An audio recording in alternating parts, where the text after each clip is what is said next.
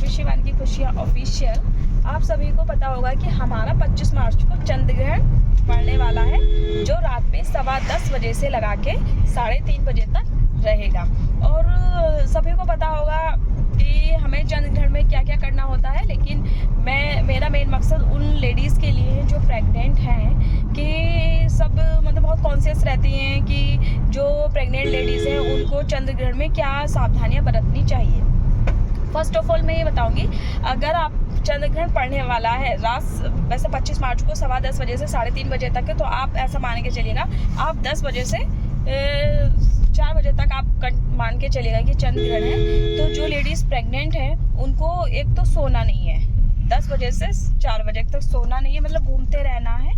अब कुछ लोग ये सोचते हैं कि उन्हें नींद आ रही है, जो लेडीज़ होती है प्रेग्नेंट उनको नींद आ रही है, तो वो अपने पास नारियल रख के सो सकती हैं। और उस नारियल का बाद में क्या करना है, उस नारियल को आप बाद में किसी को दान कर दीजिए।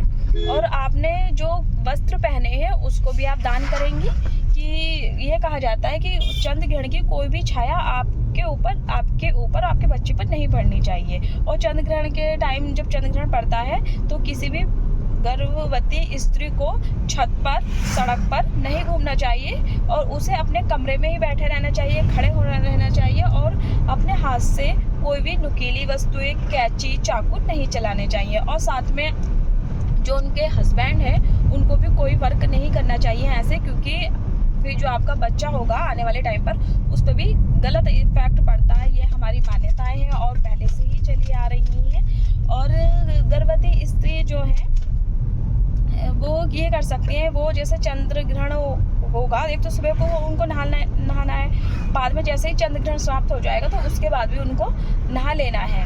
और चंद्र ग्रहण से पहले ही आप अपना खा पी लेना। चंद्र ग्रहण के टाइम आपको कुछ भी नहीं खाना है।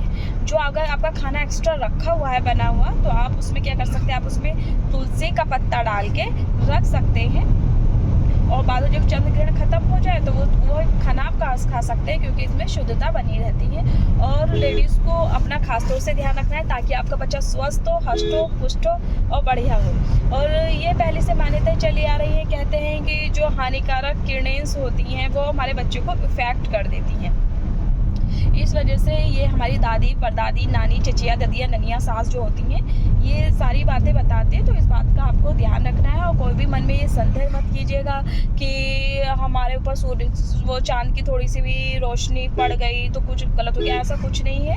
थोड़े बाद से कोई इफेक्ट नहीं होगा। आप अपने रूम में रहिएगा, टहलिएगा, बैठ जाइएगा, लेकिन कुछ भी ऐसा काम मत कीजिएगा। और 4th पॉइंट मेरा ये है कि अपने बालों को खुला रखना है, उनको बांधना नहीं है, ना तो उनमें कोई चींटी लगानी है, ना ही कुछ करना है, ना ही आपको कोई पढ़ने का काम, ना ही कोई लिखने का काम। कहते हैं कि अगर आप उस टाइम कुछ करते हैं उस टाइम पीरियड में तो आपके बच्चा उससे इफेक्टेड हो जाता है। और आगे सब समझदार है। कुछ लेडीज़ का मानना ये था कि चंद्र ग्रहण कब होता है, दिन में होता है या रात में होता है। तो चंद्र ग्रहण होता है रात में और सूर्य ग्रहण होता है दिन में। तो आप अपने वाला कन्फ्यूज़न दूर कर लीजिएगा। और आपको अगर इन्फॉर्मेशन अच्छी लगी हो तो प्लीज़ सब्सक्राइब कीजिएगा, लाइक कीजिएगा एंड बाय।